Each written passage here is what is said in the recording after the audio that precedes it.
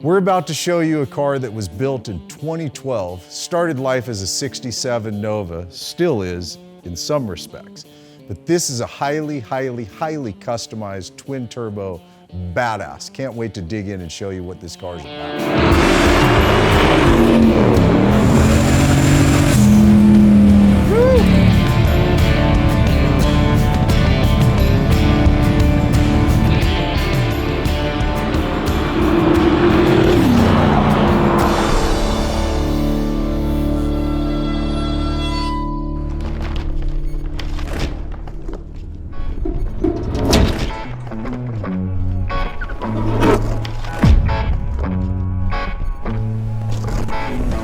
This is our friend Butch, all the way from Hot Springs, Arkansas. Now, this is a 67 Nova he brought out for us to shoot. I don't want to go massive backstory, but this is a car you had built. A friend of mine built it, and then I purchased it from him, and then I've sold the car twice since then, but I keep buying it back. Well, the people I've sold it to have taken really good care of the car. It looks like it. I mean, Yeah. The car looks really immaculate, you know? It's a little dated. I'm fixing it. This time I'm gonna change the interior and do some other things on it. You'll see when y'all video it. Get some door handles on it. Yeah. How long ago was the car built? I believe Shay built this car about 12 years ago. I mean, I'm not knocking it, but there's obviously some dated elements Yeah, on it. You sure. know what I mean? The no door handle, that was cool back then. Now we've gotten to having door handles. Man, you I know? love door handles, and I I don't do too. I don't like the fuel tank where you got to lift the trunk. Right. You were mentioning about the chassis of this car, so why don't you kind of tell us about that? Because it's not something you can just go buy nowadays. No, these cars were manufactured by a company in Tennessee called Promax, and what they did is they took a steel car and they actually took about 2 or 3 inches on the steel car right down the middle, and then they came up from the bottom here and took 2 or 3 inches out, and then they raked the windshield, then they made all the molds, and then they made them. And I think Mr. Roberts really originally made one for himself, and everybody liked them. So one turned into another, and they ended up building about 32. They actually built the frame and the body. So when you bought one of these cars in the factory, you actually got the frame, no A-arms, and they actually built their own Fab 9. So when you purchase one, they'd ask you what kind of front clip, when I mean front clip, what kind of A-arms so they could roll it in the factory, and what kind of axles, that way they could roll it around through the factory. Sure. The frame on these are, I mean, look, I'm a Roadster Shop fan and a Chassis Works fan, but the frame on it doesn't need a roll cage in it. It's that rigid. Man, it is awesome. And it's full frame front to rear? You bet. It you is. bet. It's Wow. like Roadster Shop or Chassis Works, but a little bit heavier grade, a lot more bracing. Hey guys, we got a new merch drop June 19th, and we've got a bunch of cool stuff on this one. We got a t-shirt, a hoodie, and a bunch of accessory items for you. Definitely jump in, check it out, June 19th at atlamerch.com. The engine is a Dart Little M 406 with Cali crank, JE pistons. The cam was special ground for the twin turbo, and those are, I think, 66 Turbonetics. Ron Davis intercooler and radiator. Before, the way it was set up on about 6 pounds of boost. And there was a button in there underneath the console you flipped, and it would go to 12 pounds of boost, but you had to run higher octane.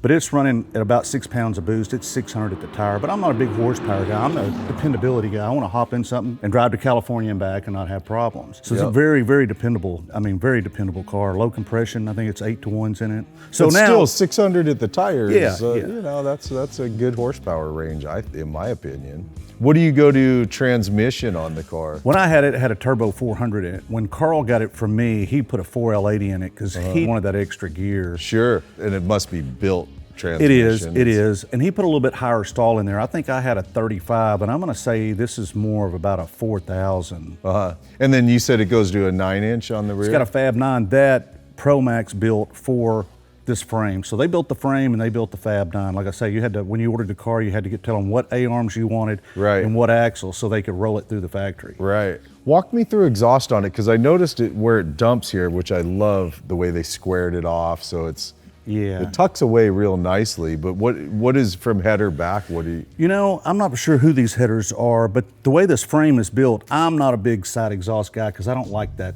blah, blah sound. I like it coming out the back. That's just me. But turbos are so quiet. Yes, they are. I even took the mufflers off this, and you couldn't tell any difference. Yeah. It is quiet. I mean, I haven't heard it under load at all, but you start it up and it idle. It's a quiet car. So the way it runs, it just runs down the side, of the car and comes out because the frame is so massive on this thing. There's not a whole bunch of room. That's a Hogan intake. Oh, okay, very cool. I'm curious, I'm guessing somewhere in there under your dash, because I was looking for your reservoirs for. The reservoir for the radiator is right over there in that corner. But for brake. Oh, all that's underneath the dash. It is, yeah. The brake booster. That way it's not inside here. It's easy to get to. This dash actually just pops right out. You take the 2 screws, you can get to everything. What's your wheel and tire setup on this car? Carl put these on here, but these are billet specialties. To me, no disrespect to Carl, but to me, those look like a truck rim. I don't know what y'all think about it, but it looks good on the car. More and more, I'm getting comfortable seeing chrome and polished stuff again, because it's made a real comeback to have chrome again. Hey guys, today's episode's being brought to you by Redtiger and their F17 Elite Dash Cam. This thing is cool. It didn't take long at all to install. This was about a 45-minute install, including tucking all the wires, getting front camera, rear camera, and in-car camera lit up, ready to go. One of the things I love right away about this is when you start your car, it activates immediately and starts recording. The front camera is running in 4K, rear camera in 2.5K, and the interior camera is in 1080p. It also has exceptional nighttime recording. This is the world's first full night colored dash cam with an in-cabin view. I think you're really gonna like what they do, and given today's world where crashes happen, people come out of nowhere, I think it's a smart idea to be recording while you're driving, especially if you ever have to have an insurance claim. We're gonna put all the links down in the description where you can purchase it via Amazon or directly from Redtiger's website. And through June 21st, you can get a 20% discount by using those codes. So make sure you go down, hit the link in the description, purchase a Redtiger Elite F17 dash cam. I think you're gonna be stoked with their product.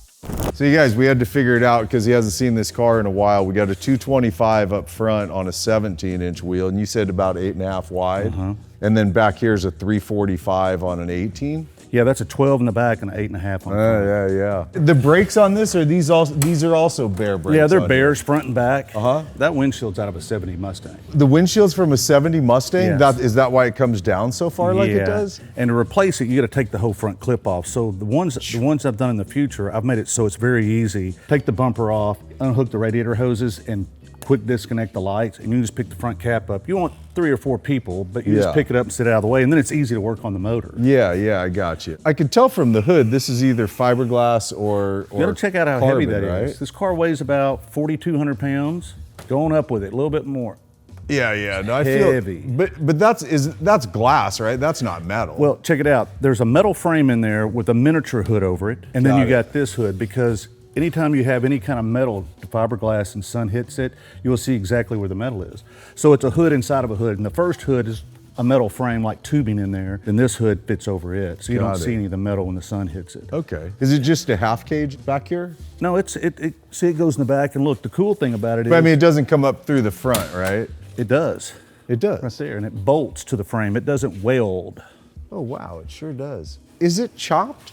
They've taken some out of the steel car when they made the mold. Like I say, they came in right in here and took out about 2 or 3 inches, and from the bottom they did the same thing.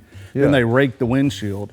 So it looks like you stretched it and smushed it, but it's not the same wheelbase as a factory. No, I get that, but it definitely looks squashed. You know? And there's a ton of clearance. The body sits low, but everything sits up high. Because it does, I mean, I love how this car sits, man. This one and the other one. Yeah, the other one's really... They almost look like they're on air because they sit so low. Why don't you come around to this side, and I'll come in on the interior on this side. Okay. It's so funny, dude. There's cars when they're built in a manner like this that's so radical, but it shows the time of it. You know, you can see the dated elements of it.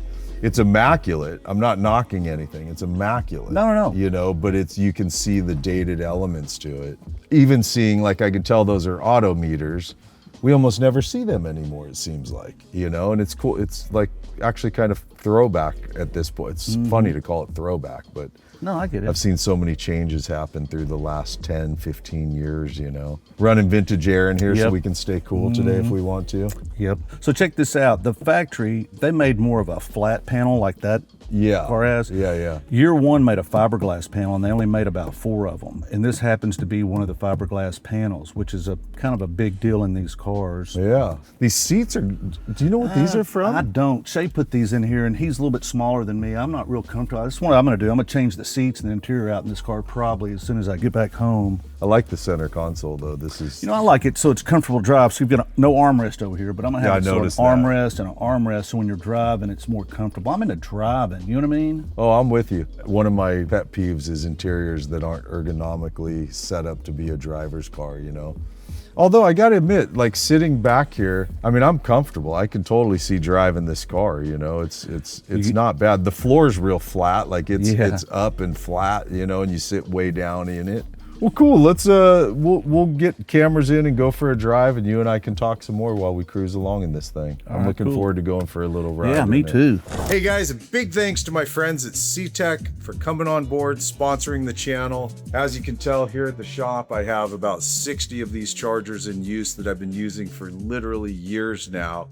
They are the best on the market. Anyone out there that has a question on that, just try it out. Yeah, they're a little more money, but there's a reason why Ferrari, Lamborghini, Rolls-Royce, Bentley, and over 40 luxury brands use CTEK chargers. So with that said, let's go for a drive.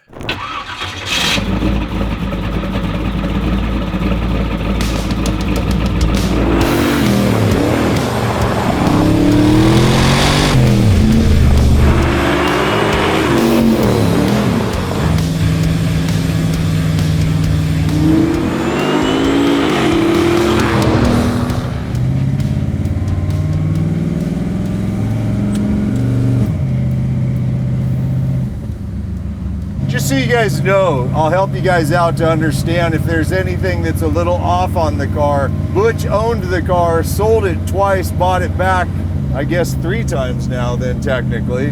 He just picked the car up 2 days ago and is gonna take it back to Arkansas and sort through whatever's not right on the car. So just wanted you guys to know in case you wanna light it up in the comments about things not working. Well, that's what happens with custom cars when they haven't been driven in a while. Well, I love the view through your hood here, though. So check this out. I didn't know how well that cowl worked until the first time I got this car in the rain. It looks like a vacuum cleaner sucking the water off the windshield. I'll bet. I mean, it just pulls it right in. I'll bet. I was wondering too, with the, you know, from looking outside of the car and seeing how chopped and squashed and everything is on it, I was curious how much this hood scoop was going to affect visibility. It's very minimal. I don't know. I I'm mean, so used to like, it. well, of course you are. But for me not being used to it, I was wondering, is it going to feel weird to me? Not at all. I'm curious, from the touch of the brakes, is it a manual brake on here? Yeah. Well, it's got a booster. It does have a brake booster. It does, on it. okay. Yeah. I like that they're not overly boosted brakes. I like cars that handle. We've got some of the best canyons in the world here, and I love going up and ripping through the canyon. So a manual brake to me is nice. You can trail brake the car. I love manual brakes. You know, I love the feel of that. Tell you what, for the first couple minutes of driving it though, I mean, you think about how horrible our roads are here. The car actually feels pretty nice. So look, it'll make some popping noise. That's the Heim joints. And I told Carl about it when he bought the car. And he replaced those Heim joints. And after about 100 miles, he called me and goes, "Man, it's making the noise." And I go, "It is. It'll continue to make that noise, you know. That's the way Heim joints are. That's what on the you rear end. expect from that. Yeah. Sure. I see what you mean on the stall. Yeah. I'm throwing it to third and waiting for it to go. It ain't going. Yeah. Just want more. Makes sense though if he was doing more highway driving, right? And He was. I mean, that makes sense. I get it. This car feels nice, dude. You know, considering a 14-year-old, obviously highly custom build. I mean, this isn't a mild custom. This is nothing original left on the car. Everything is custom. You don't go to just anywhere and order it off the shelf. You got to build it. I mean, these are hard builds. Most of these that I've gotten, where they've been to 2 or 3 body shops and never completed them. Yeah. And then I get them and complete them. You know what I mean? Yeah. Yeah, overall, like I hear the little miss, but it's the car seems to be dry. I mean, obviously I'm being as mild as could be driving it. I don't know, I'd get in this car, drive it down the road and not be concerned. I mean, I'm looking at even like temps, not bad at all. I mean, if they're accurate, your water's sitting at 160. yeah, like 170-ish. We're close to 90 degrees out here today. It's warm, It's you know? warm. Car seems to just purr along though, man. It really gets good gas mileage and lets you get in it. You can watch the gauge just go. Yeah. You might want to get some fuel because at a quarter a tank, it'll not run for it. Hear it pop? Yeah. And so that pop is from the mist that's happening? Yeah. Hammer it, man.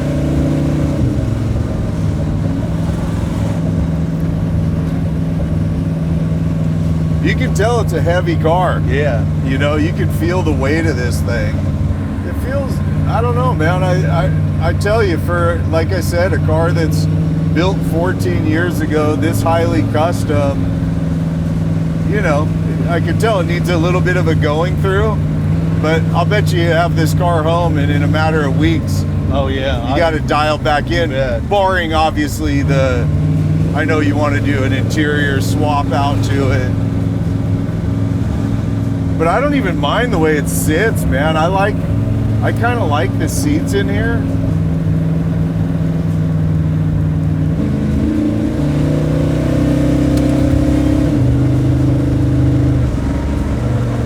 I see this style shifter. All the off-road guys use these. I don't like it. I think it helps just because you're not going to miss a gear. Well, that off-road shit, they're so, you know what I mean? They don't want to miss a gear.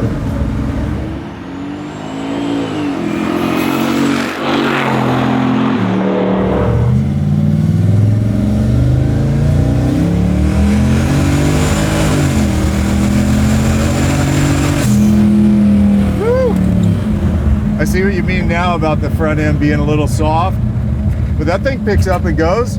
It's crazy to think that's on 6 pounds of boost. Uh-huh. Boy, this thing must be a handful then when you dial it up to 12 pounds. Yeah.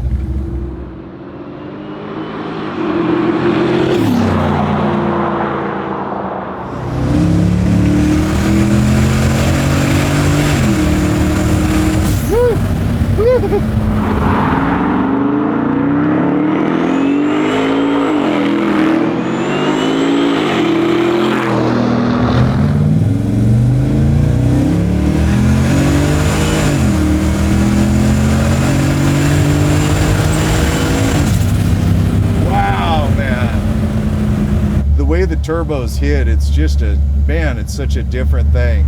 But when they come on, boy, do they come on, huh, They man? do, don't they? I mean, it's just, wow.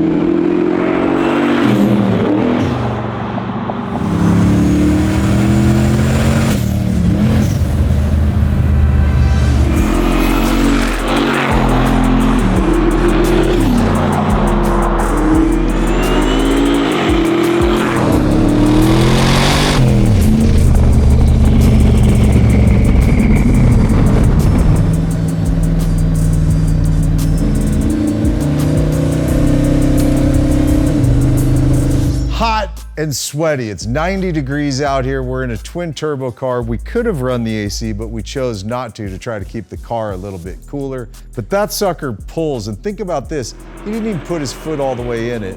And it's running at 6 pounds of boost right now. Imagine dialing this sucker up to 12 pounds. Just super cool car. Hope you guys enjoyed this one. As always, big thanks for hanging and watching what we do. I will see you in the next one. Later, man.